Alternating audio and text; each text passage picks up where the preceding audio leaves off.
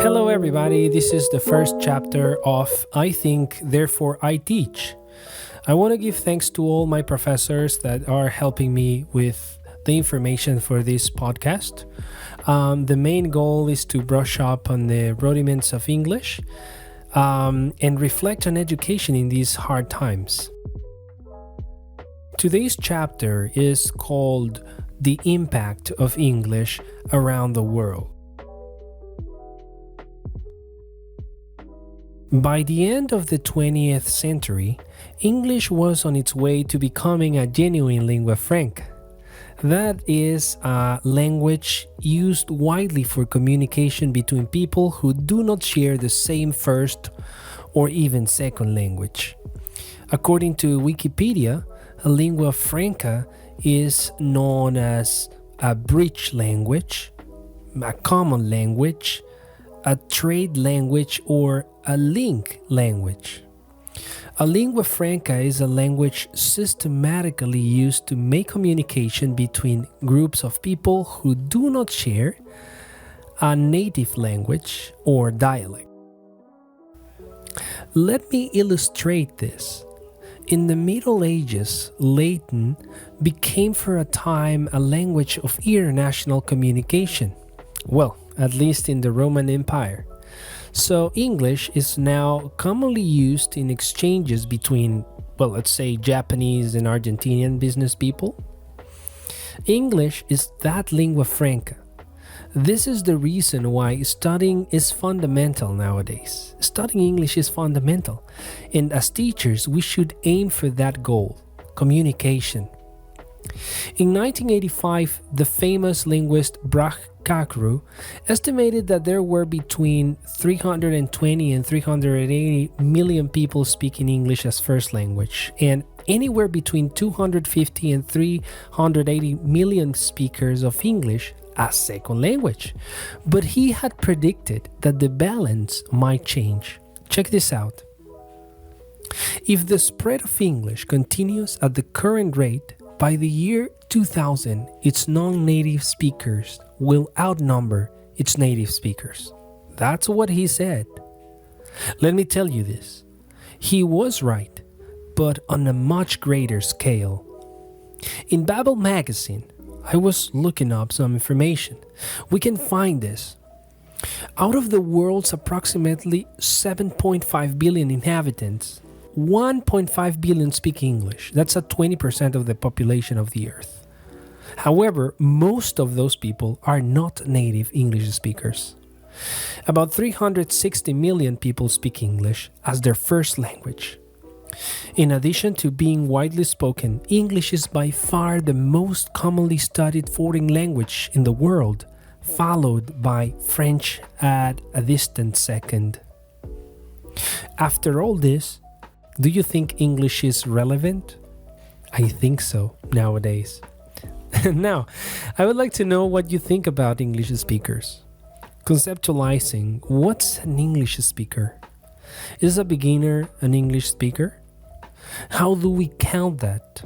This is an interesting fact. Only the proficient people or the low proficient people? What do you think about that? Despite all that, it is clear that English is special. For some people, its rise has been something to celebrate, though for others, it causes unease. This rise of English is challenged by different Englishes being used around the world, changing the ownership of it. Nowadays, English belongs to the world. On the other hand, in his book English Next, the British applied linguistic David Gradle discussed how English prevailed during the time. An original language of a small island people, can you believe that? How then English get where it is today? How do languages become truly global? As teachers, it's a must to know this. Let's start with the facts. Fact number 1, colonial facts. When the Pilgrim Fathers landed, on the Massachusetts coast in 1620 after their eventful journey from Plymouth, they brought not only religious beliefs, but also their language. And though many years later the American broke away from their one colonial masters, the language of English remained and is still the main language in the United States. In Australia, the commander Phillip planted the British flag in Sydney in 1788. It wasn't just a bunch of British convicts and the guards who disembarked, but also a language. In other parts of the British Empire, English rapidly became a dominating means of control, so the impositions of English helped to maintain the colonizers' power. Remember that speaking a language is another way to see life. Languages are ways to see the reality, our reality. Fact number 2, economics. Military prowess may account for the initial establishment of a language, but it's the economic power that ensures its survival and growth. The global commerce with the States as a world economic power has helped a lot. The power of globalization. To sum up, commercial activity has helped fan the flames of English. We saw it. We have seen this. Fact number 3, information exchange. A great deal of academic discourse around the world takes place in English. It's in the lingua franca in conferences, for example, and many journal activities and universities. In 2021, we are in a pandemic, and the most common language to share information is English. Internet has played an important role to exchange not only academic information, but it has been the major channel for information exchange. Fact number 4, the travel. Much travel and tourism is carried on around the world in English. So the tourism industry encouraged tourism workers to learn the language. The airports, for example, use the language of the country, but also the English in the announcements. So that's an important one. Number 5, the popular culture. In the Western world, English is a dominating language in pop culture. Justin Bieber, Ariana Grande, Dua Lipa are one of the most famous artists now. Pop saturates planet's airwaves. Music, movies, series, etc. English-speaking countries keep prevailing in these things. So the impact of English has been so deep in our culture that makes it a language necessary for our daily life.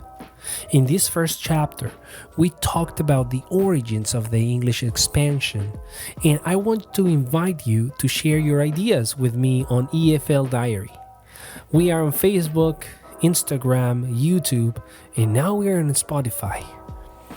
Now, I have some questions to reflect for my colleagues.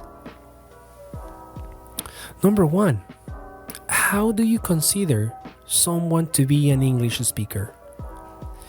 In your opinion, how do languages become truly global? What other factors that I didn't mention here have ensured the widespread of English? This was I Think, Therefore I Teach. Please follow our socials and don't miss the next chapter.